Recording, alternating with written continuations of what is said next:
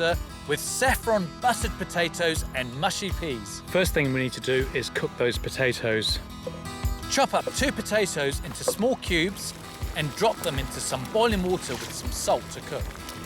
About a teaspoon of salt. The flounder we're using today is a black flounder, and these black flounder have little orange spots all over them. If you don't have access to get your own fish, there's 3 things you should check for before buying it from a supermarket or a fishmonger's. And those are the eyes, to make sure they're nice and clear, and it's got a nice black pupil. Check the gills that there's a nice colour, they're nice and bright and red. And also check for sliminess, especially around the gills. If it's really slimy and sticky, that's a good indication that the fish is a few days old. So we're going to crumb our flounder now. I need a small shallow dish, and we've got some polenta here, which is a corn grain that's been milled quite fine. And it's very popular in the northern parts of Italy, in the mountain areas. Season the polenta with about half a teaspoon of lemon zest, a quarter teaspoon of salt and pepper, and mix it through. We'll just give that a bit of a stir and a mix up. Crack an egg into a bowl and whisk it with a fork until it's nice and fluffy. You can see it's bubbling away there, so it's lots of bubbles, lots of air in that, which is great. And we'll get a large bowl. We'll place the flounder in there with the egg. Swim that flounder in the egg. There we go, just like that.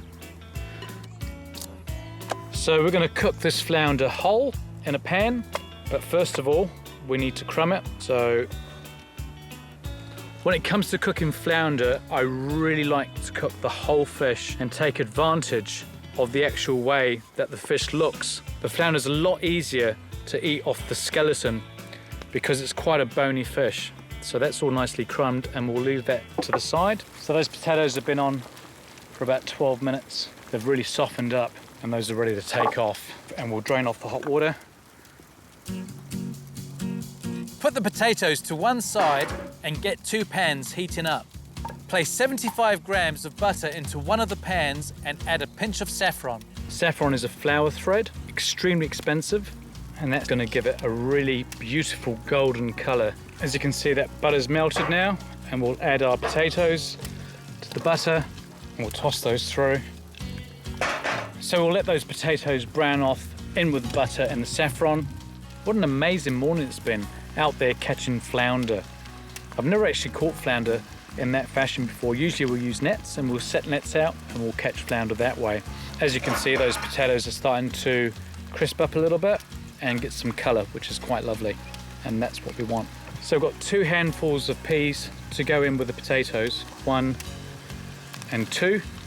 We'll add 1, 2, 3, 4 tablespoons of cream. Wow, that's smelling beautiful. And we'll let those cook off. Put the potatoes and peas to one side to cook. And now we can start on the flounder. Add 2 tablespoons of olive oil and 2 knobs of butter to the frying pan. And that olive oil is really going to seal that crust, and that butter is going to give a nice creamy flavour to that flounder. We're going to chuck in 1 clove of garlic and then chop. And we're going to throw that in. And we'll take those potatoes off for now. And we'll focus all on the flounder. Flat down side first. And that heat's really good. We'll add a little bit more olive oil just to get the cooking process happening a bit quicker, because I think it's just about to rain.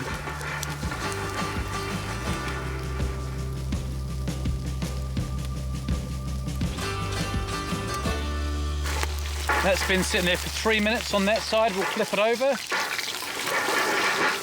Lovely, look at that lovely crust with that polenta. Wow, I wish you guys at home can smell that.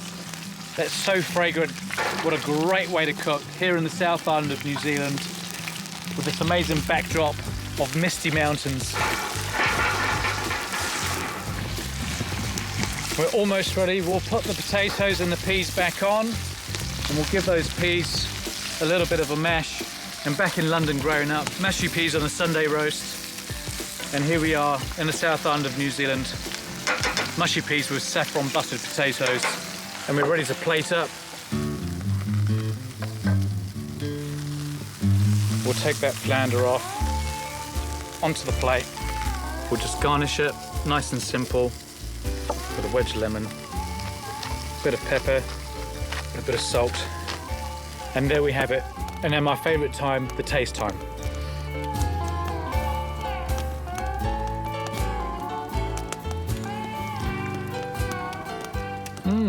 And the saffron buttered potatoes with the mushy peas.